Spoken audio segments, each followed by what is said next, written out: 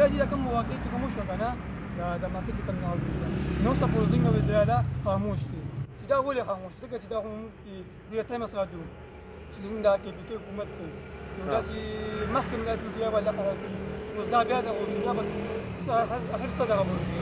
نو ډېر د افسوس مقام دی چې وزیر اعلی مطلب دا دی د دې صوبې د عوامو یو نماینده دی د صوبایي حکومت سربراه دی او د هغه تر اوسه پورې نه مذمت راغلی دی نه مطلب دا دی د واقعه حوالې سره سوي نو دا ډېر د افسوس مقام دی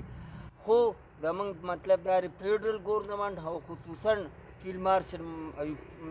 عاصم منیر چې کوم دی د هغه نه قوم دا توقع ساتي چې دوی له دې بس داسې یو تاریخي جواب ورکړي باقي د وفاقي حکومت ته هم ووایي چې افغانستان سره د خبرې نه کوي ځکه نن چې په اسلام آباد کې کوم اټیک شوی دی یا په وان اکاډ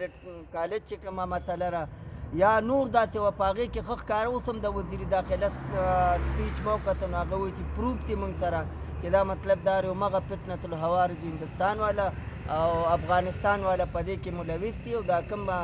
په کچرو سره چې کومه خودکش حمله شوې نو د هغه خو سر هم ملو شو دی په باجوړ کې اوسېده او د باجوړ نه دی پرون اسلام آباد ته راغلی دی او نن یې دا اټیک وکړو نو قوم د فیلډ مارشل عاصم منیر نه دا توقع ساتي چې ډېره برپور کاروی دي وکړي او باقي مطلب دا دی که وزیر اعلی په دې چیزونو کې مرسته نه کوي نو وزیر اعلی ترې نه ګوري ځکه چې د هغې خو یو تاریخ داسې دی د دې سیاسي جومات چې په دا قسمه دغه نه مدمت کوي نه د هغې څه ذکر کوي خو